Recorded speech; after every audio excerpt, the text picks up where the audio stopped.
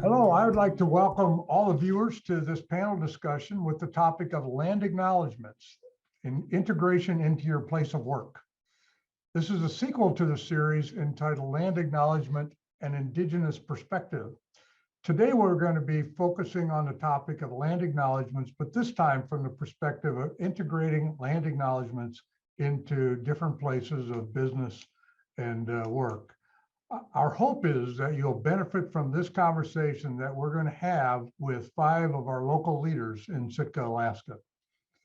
First, I want to start our time by acknowledging that this conversation is taking place on Tlingit Ani, or Tlingit land, and we want to express our gratitude for the wonderful care the Tlingit people have shown to this amazing place for more than 10,000 years and continue to do so today. Our commitment as guests to this land is to join them in their amazing stewardship of the land and the people on the land today and into the future. Thank you and Gunas Cheese. Before I introduce our guests, I will introduce myself and my 2 University of Alaska Southeast Sitka employees. My name is Paul Kraft, and I have the pleasure and privilege of serving the Sitka campus as a campus director. Joining me are 2 colleagues that are working behind the scenes, instructional designer John Ingman and student support specialist Courtney MacArthur. Our 5 panel members were selected because they represent organizations within our community that have played a role in integrating land acknowledgements into the organizations which they are involved in. Each brings their own unique perspective and based on their experiences. First, Michele Friedman is board president of a nonprofit organization called Braveheart Volunteers. Kevin Knox is deputy mayor of the Sitka City Assembly. Doug Osbourne, health educator with SEARHC, Southeast Alaska Regional Health Consortium. Loyd Platson, prevention director with Sitka Counseling. And Blossom Teal-Olsen, a member of the Sitka School Board. So let's get to our questions. The first of our 4 questions is this. You were selected for this panel because you are a part of an organization that includes land acknowledgements in some manner. Please share with us how and why land acknowledgements are included in your organization and what you believe are the most important elements of these acknowledgements. I can jump in.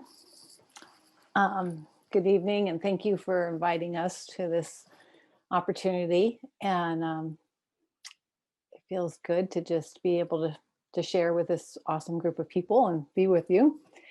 I am Michele Friedman, and Braveheart, I've been acknowledging the land acknowledgement, or using the land acknowledgement to start our board meetings for about 5 months now. And really, the answer is kind of simple with how that happened. One of the board members suggested it mid-month, and I said, yeah, that sounds like a really great idea. So I actually did not ask anybody or discuss it. I just started my meetings that way. And because of this panel, because we started kind of having this discussion, I started thinking, wow, I really should be have this more of a discussion. So last month we did have more of a discussion, and I can share a little bit more of that in maybe the second question. But the initial part of when I started this 5 months ago, everybody was very happy to be that I was doing it, and I had really positive, no resistance, and it became a part of the meeting. So I'll share a little bit more of that with the second question, but for that, that's about it. Thank you. I'll jump in second, I guess. My name's Kevin. I'm a member of the City and Borough Assembly of Sitka. As will probably be stated later too by Blossom, I only represent my own views and my own opinion this panel, not those of the assembly as a whole.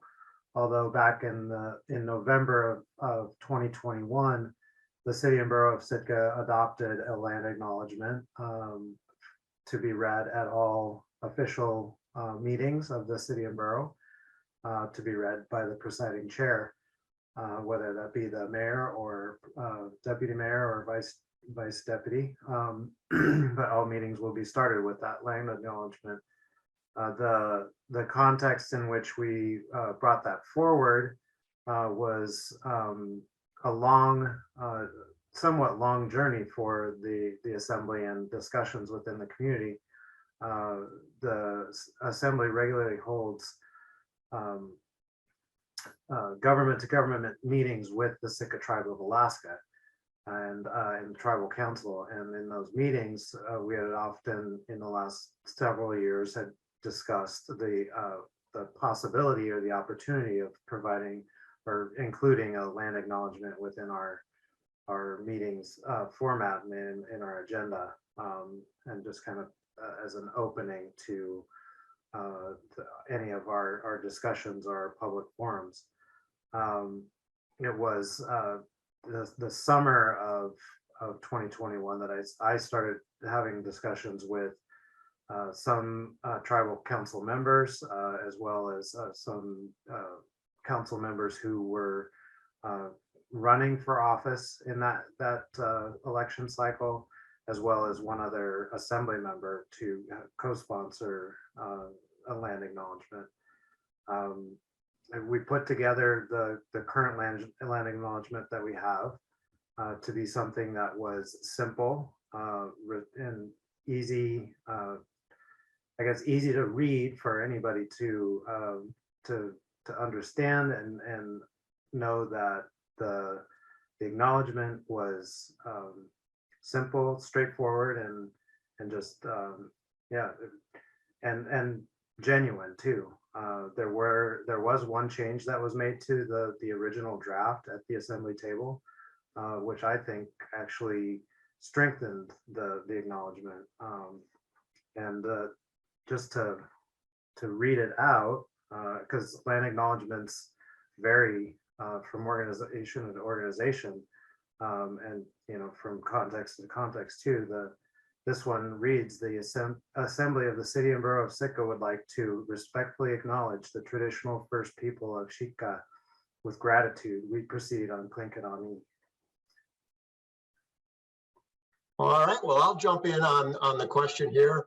For us, well, there's actually two parts of this for me. One was a kind of a personal journey that started a long time ago for me, when I worked at Sheldon Jackson back in the 1980s, and coming up here and questioning myself of why I'm here, contributing to the, I don't know, I guess some of the changes, the education of students from Alaska, and should I be doing that? So that's kind of the first part for me. So my personal journey goes back quite a ways. For us as an agency, it began to come out of, I think, some of the local meetings that we had, and some of the events that took place in Sitka, such as the removal of the Alexander Bernoff statue from in front of Centennial Hall, and then a follow-up discussion that we were involved in with when it was placed into the museum, talking about how can we represent Alexander Bernoff, the true history, all sides of that history, a more accurate history. And then also our involvement with the decolonization work group. So, with that, we met on a monthly basis, shared a potluck with each other, sat down and had some difficult conversations. And so the idea of a land acknowledgement for us was kind of a continuation of some of those events that happened earlier on, before we actually did the land acknowledgement. So it kind of grew out of that. And so all of those events got us kind of thinking about what can we do to continue and acknowledge that we are here on Tlingit land, And a lot of our ancestors were in fact, well, probably all of them were not invited here in the first place. And so we're here. And we really wanted to have a reminder, a constant reminder that we are in fact here as guests, uninvited guests, most of us. And the land acknowledgement was a way to do that, I think. And we wanted to, as part of that land acknowledgement, really to first of all, to acknowledge that we're uninvited guests, but then also to honor those people that have been here for over 10,000 years, the Tlingit people. And to try to do that in a way that was consistent with some of the customs that they already had. Land acknowledgement isn't new. The Tlingit people and a lot of indigenous peoples have been using the land acknowledgement forever, probably. And, when you went to a new person's place or new land, you waited until you were invited. And so there's a whole ritual behind that. And so for us, the land acknowledgement entails some of that. And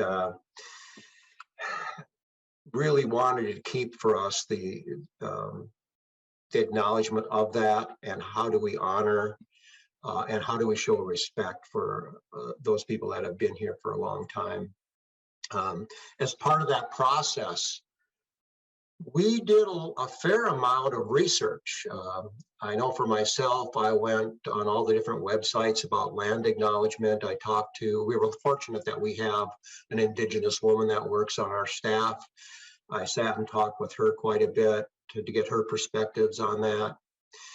And then from all the research, we put together information for the rest of the staff, because we just didn't want to do it to do it. I was reading someplace when I was doing my research that they called it performance art, that we're doing it as a performance, as a way of showing that how cool we are or that type of thing. And we wanted to make sure that we weren't approaching it from that point of view, that the land acknowledgement itself was a beginning of a process, and that we wanted to make sure we honored all that process, and that we kept it going. So that's really kind of how the land acknowledgement started. We had several of our staff was involved in conversations in the community. We were involved in the decolonization work group, and out of that, for our agency, it came from a lot of different places. But we really wanted to make sure that we did it from an educational approach, respectful approach, and that we weren't doing it because it was just the latest fad and the thing to do.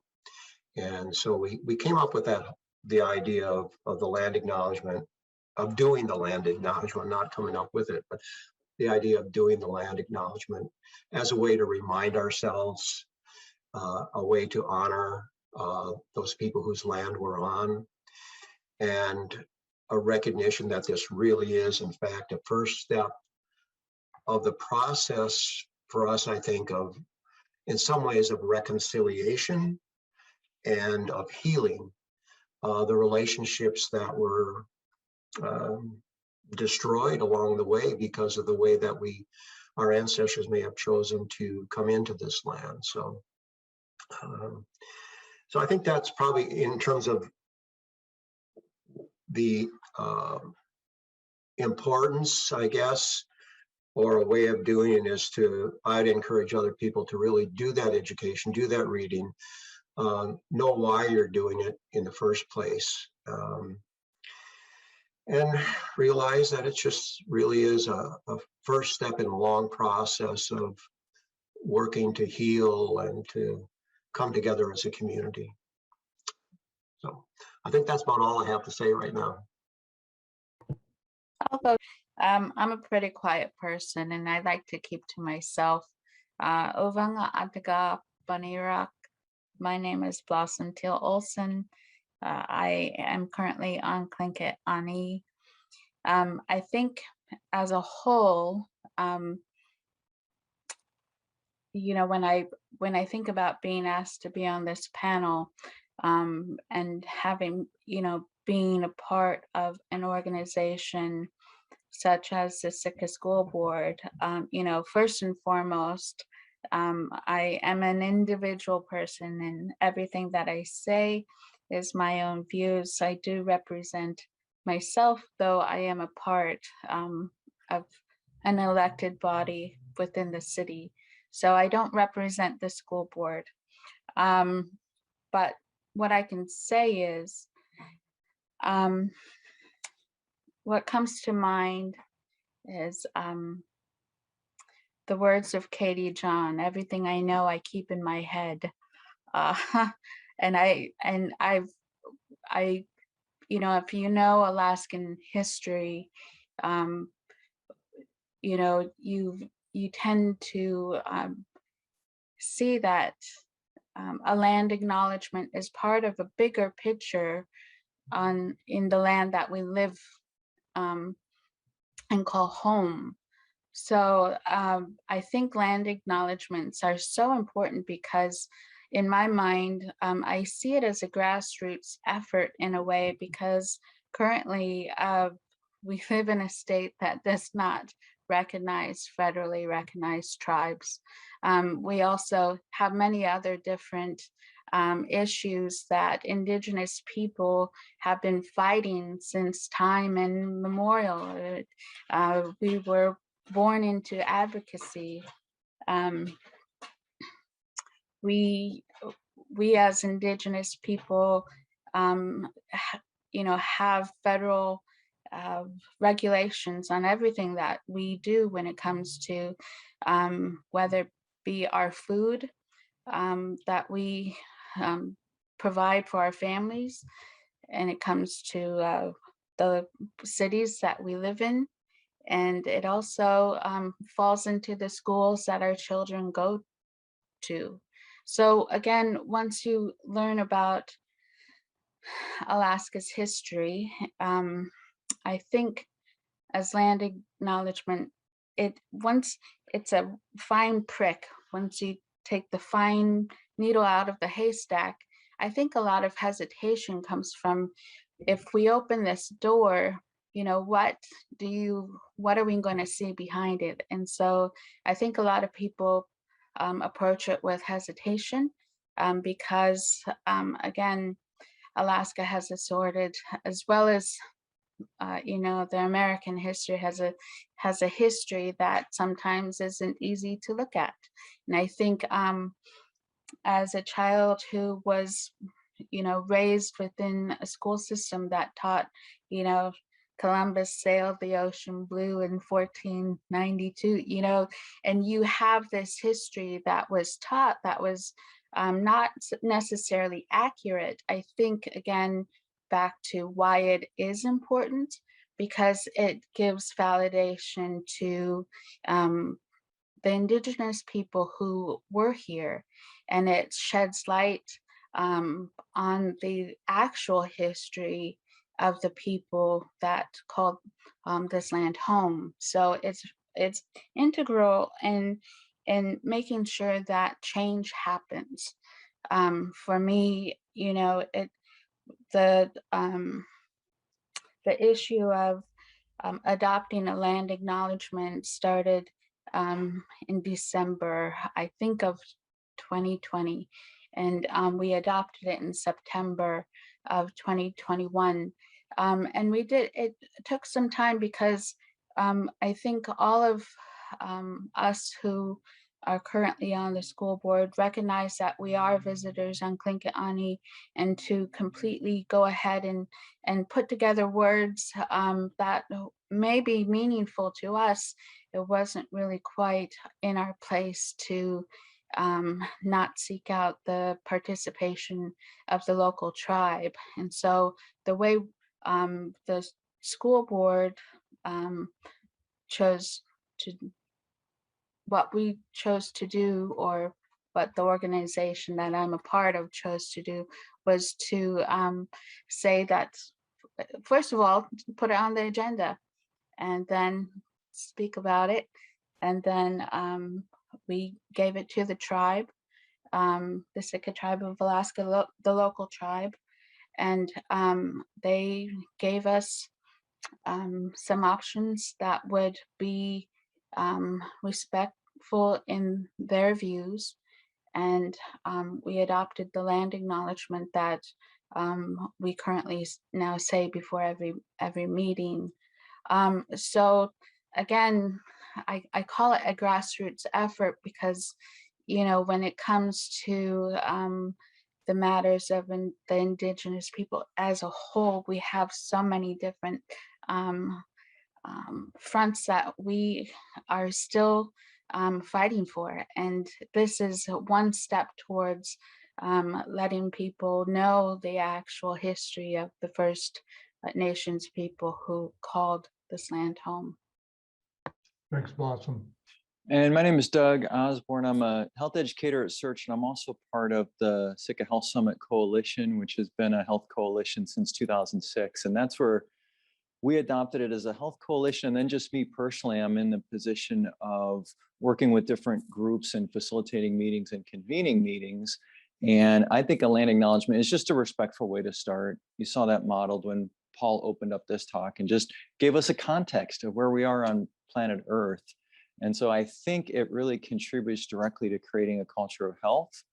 And I also think that there's a tendency to start counting when your people arrived. So I saw a hat, ball cap, it said Sitka established 1867. And I kind of chuckled to myself and said, 1867. Or you see on our old city seal, Sitka established 1972. So Sitka was established thousands and thousands and thousands of years ago. And so land acknowledgement just gives a history that's not often taught or not often told. And so I really appreciate hearing about Blossom and Kevin, everybody incorporating it in and taking a little bit of time for a respectful beginning and putting a context and honoring the people who've been here and just giving us, especially if you have kind of a more, sometimes in families, children will start counting when they arrived on the scene. Anything that happened before that is not worth even mentioning. And I know in my ancestral lineage, I think there's a lot of that. Like, you know, Blossom mentioned 1492. There's a lot that happened before 1492. Or the United States, when that started in 17th, there's a lot that happened before that. So I think it's especially important in a place like Sitka. Let's just have a little time for respect, a little bit of history, a little bit of context. This is where we're at. And I'll end with this. How many decisions would be different? Think about, let's say, the last 100 years. How many decisions would be different if we first started our gatherings by centering ourselves on where we were and by putting that context in that history? Would we have had a city seal that has a cannon pointing towards the old fort if we could first center ourselves on where this was and where we are? Would we have made a lot of decisions that just seem so contrary to that concept of respect and neighborliness and community? So I think that a land acknowledgement is a start, and there's a lot of things we have to do, but it's a good start. It's a good way to start a gathering, and it does help with respect and setting a tone. Thanks. Thank you all. Some good thoughts there.